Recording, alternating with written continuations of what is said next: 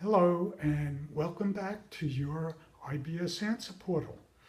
In today's YouTube video channel, we are doing video T102, and this is going to be part A. Due to the extensive amount of material, I'm doing it in two parts.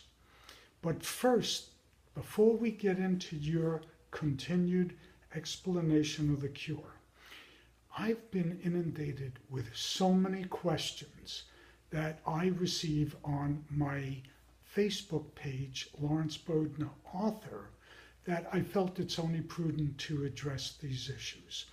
I chose three particular questions. One, many people asked me, why did their physician prescribe antipsychotics for their irritable bowel syndrome? As I have explained in my book, there is a situation where physicians feel they should utilize antipsychotics, and it is due to the anatomical structure of your digestive tract. There is something called the brain-gut axis. This brain-gut axis is the term utilized for the description of the vagus nerve. That's a very large nerve in your body that connects your brain with your small intestine.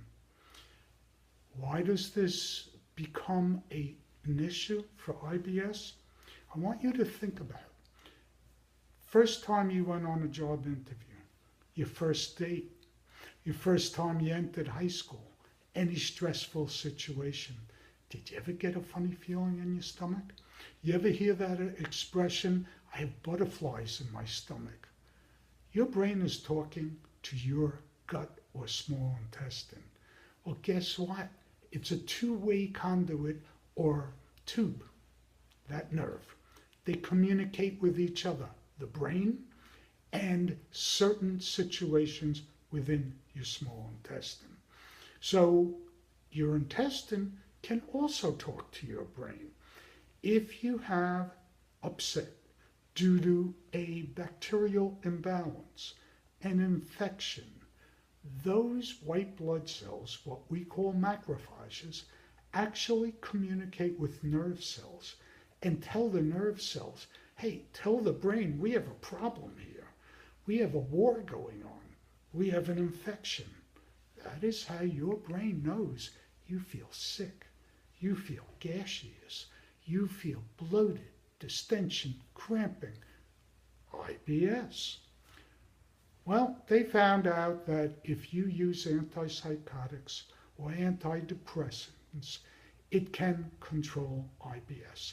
So that is the reason. But again, according to my treatment protocol, you're treating the symptoms and not the cause. So that is for that small question. Numerous people ask that. The second question is, why did I make the discoveries of the etiology or cause of IBS, and how did I figure out how to treat it? Simple. It goes back to the structure of medicine today. You often wonder, why does a tablet cost $20, $5? You know the cost of prescription drugs. I go into it in my book. The cost involved in bringing a drug to market can be $2 billion. To make matters worse, it could take up to 10 years.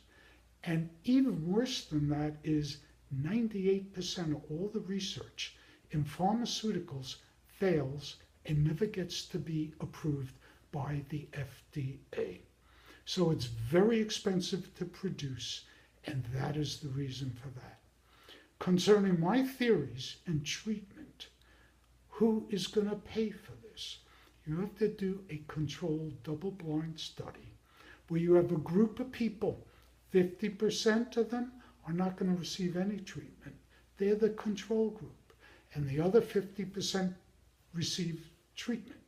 And then at the end of a specified period of time, on certain parameters, you compare the two groups and you see if the treatment protocol is really superior to doing nothing, or in some cases, prescribing a placebo. That is, in essence, a sugar pill that does nothing. So much for that question. The last question is, I had dogs my whole life. Why doesn't my dog ever develop IBS? Simple. I will go into it in later videos, but believe it or not, you won't like to hear this, it's the radical change in the American diet. Because there are other cultures that do not develop irritable bowel syndrome or inflammatory bowel diseases, particularly Asian cultures. And again, it has to do with the sugars.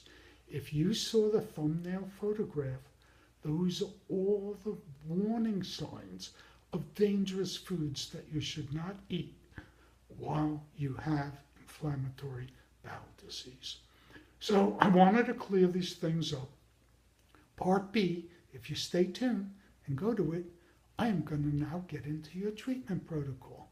So thanks for your patience.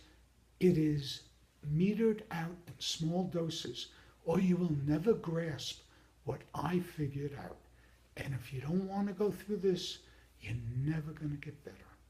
It's a lot better than taking anti-inflammatory drugs and being sick your whole life. So stay tuned for part B of T102. Take care.